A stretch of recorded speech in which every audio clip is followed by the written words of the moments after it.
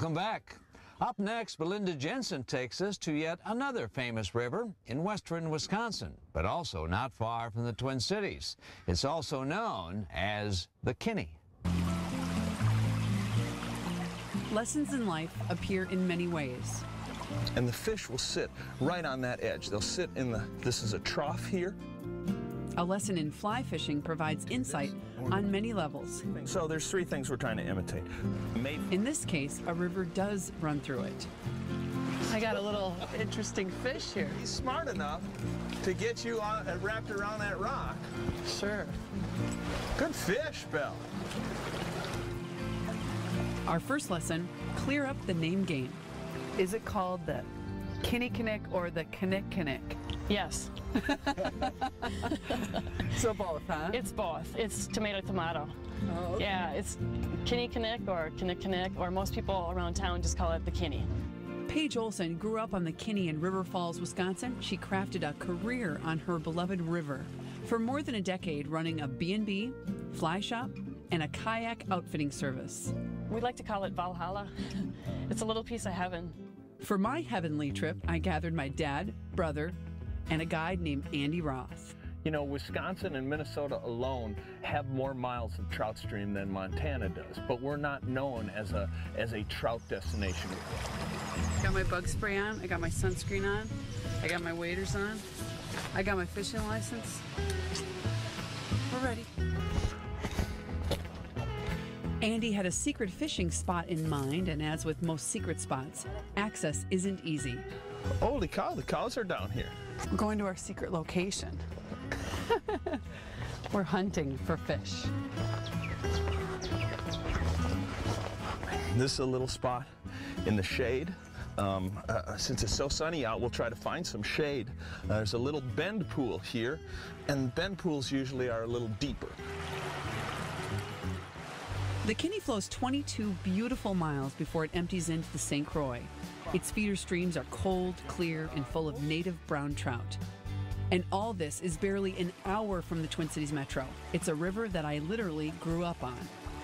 We used to go down to the river and bring inner tubes and picnics and cool off on really hot summer days.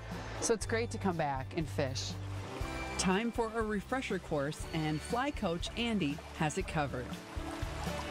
Arm up like the Statue of Liberty. We're going to try to get the fly into that current, and we're going to follow the fly and try to make it dead drift. We're going to try to present the fly as if it was drifting through the river naturally. I would give her, for this point in her fly fishing career, she gets that A. She gets the good grade. Now, it's been a little while in between fish, so this is usually when you lose your focus, and that's when the fish hits. Oh. It's a nice fish, too. Really? Oh, he's strong. Aren't they tremendously strong? Yeah. He's got the current to his advantage.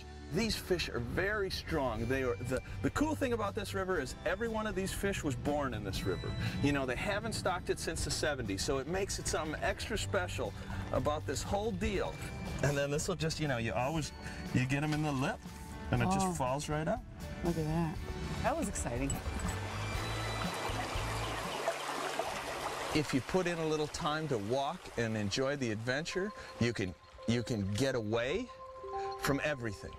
No houses, no roads, no people. The water's clean and clear. It's one of those special places where you can go and lose yourself.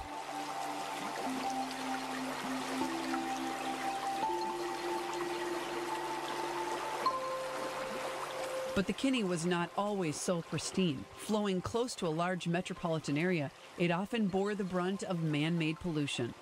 In the late 50s, the Kinnick was almost dead. Trout surveys were very poor. There were a lot of warm water species in the river, you know, partially due to the wastewater treatment plant being out of spec with the amount of growth in the city, due to practices, cattle crossings, bank erosion, things of that nature. The river pretty much was dead. But folks rallied to clean up the river, and groups such as the Kinni Land Trust know what's at stake and treat the resource accordingly. We've turned the corner. Now we need to sustain that. We need to make sure that as the Twin Cities metropolitan area grows, which we're only a stone's throw away from, that we don't despoil this very resource by overdeveloping it. Today, the Kinni is teeming with life of all sizes. I think this river's alive. Let me show you. All kinds of bugs on this one, Belinda. So this is what we're trying to replicate. That's exactly. Well, back to fishing, that is why we came, and the Kinni did not let us down. Good fish, Belle. Beautiful. Yes, life lessons can be found on the Kinni. Learning to protect this resource is one of the most important. On the Kinni Kinnick, or Kinnick, I'm Belinda Jensen.